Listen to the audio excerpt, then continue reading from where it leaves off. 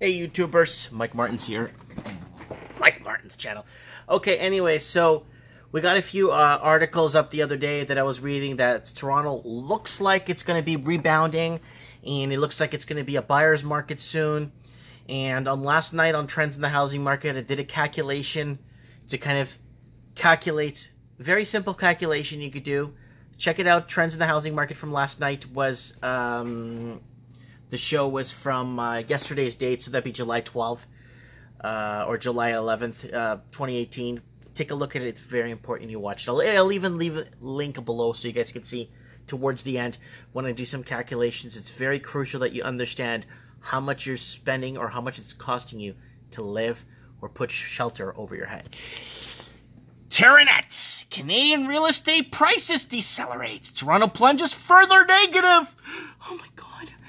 Of course, because no one could afford to live in any of these places. Canadian real estate prices are heading for negative growth and fast. A Terranet National Bank of Canada House Price Index, Terranet HPI, shows many markets at new record highs when it comes to prices. Record high prices are meeting higher interest rates, though, and sending growth to the multi-year lows. Oh my God. Terranet HPI versus CREA. CREA, you guys know what that is. The Terranet HPI is similar to the concept of CREA's benchmark, but with a slight difference. When data is measured, Terranet uses land registry data, meaning the sale must be completed. Ooh! And the buyer is in possession. CRA and uses MLS sold information, which is taken the sale when the sale is closed, but weeks before the transfer. Usually not a lot changes between the contract and transfer, but sometimes it does. In a rapidly cooling market, we've discovered that more people walk away from sales. For example, last year at this time, nearly 1% of MLS sales fell through in Toronto. The trade-off is the speed for accuracy, so they're both useful, just different reasons. Got it? Got it. We got it, guys. At Better Dwelling. Let's continue. Canadian urban real estate prices hit an all-time high. Canadian real estate prices hit an all-time high according to CR11, their index of 11 major cities. Price increased 0.94% from the month before, bringing the annual gain to 2.87. If that seems like low growth, it is relative recent gains, which would be the lowest annual increase in prices since 2013. This trend has shown 12 consecutive months of pricing growth deceleration. So here's the last 12-month range here. Here you go. So there you go, right there. That's within the last. So so it's going back to, what did they say? Let me just double check here. 2013. So let's go back to the graph and find 2013. And you measure that, and that should be right on par. That should be right on par right there. Toronto real estate goes negative for a second month. Woo!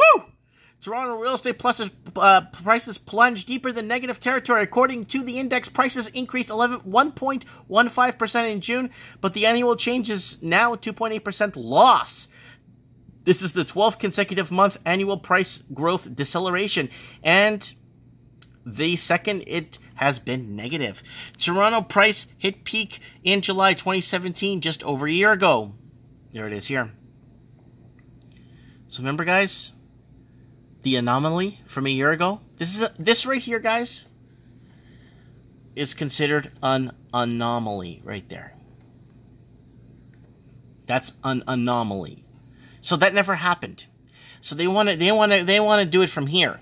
They want to start taking pricing from here now instead of from there, because it looks obviously a lot better. So are we going to hit 2008, 2009 lows? Look at that. That's coming around, guys. Vancouver real estate price hit a new high. Vancouver real estate prices have hit an all-time high, but growth is tapering. Prices increased 0.56% in June, underperforming the country for the mostly gain. That brought the annual gain at still massive 13.28%, but growth has begun to taper. 2 months of tapering growth isn't exactly a trend yet, at least. There's Vancouver prices, Terranet National Bank. So here it is here. So there's the from the year ago. So where's the year ago here? Hold on, it's 18, 17. So there it is there. It's bringing it. But it's got a far ways to drop before it gets back to 2008 territory. Montreal, okay, we already did this. Montreal real estate, I read a story about that. Montreal real estate right now is going up, but let's say the graph is showing it low. Montreal real estate is all-time high. Montreal's real estate hit an all-time high, but didn't buck the general trend of deceleration. Prices at 0.7% in June, bringing prices 3.59% higher than the last year. Prices are now at all-time high, but annual gain did decelerate for 6 consecutive months. This is the only market of the 3 that is seeing sales growth. There it is here. So it's going to an all-time high. Or was it record highs? All-time high, yeah. Canadian real estate has seen both record sales and price growth over the year. It shouldn't be a huge surprise to see prices cool as demand drops. Combined with higher interest rates, you have a little reason to believe price growth wouldn't drop. But Bank of Canada's rate hike yesterday isn't likely to push the trend in the other direction either. So guys, don't forget to check out Better Dwelling. They're really good. They're really good. I like these guys a lot. They actually know what they're talking about, and they actually get numbers that actually make sense. Instead of the Royal LePage numbers or Century 21 numbers. Who cares what they think? Because they always sway numbers in favor to make you think you're making the right decision. Anyways, guys, it is I, Mike Martins, your housing guru, discussion expert, because I just like to talk about housing. Let me know what you guys think in the comments below. Is this correct? Toronto, Terranet, is Terranet right? Yes or no? In the comments below. Canadian real estate prices decelerate. Toronto plunges further negative. Is this true? And boots on the ground in Toronto, let me know what's going on there in the GTA. Thanks for watching.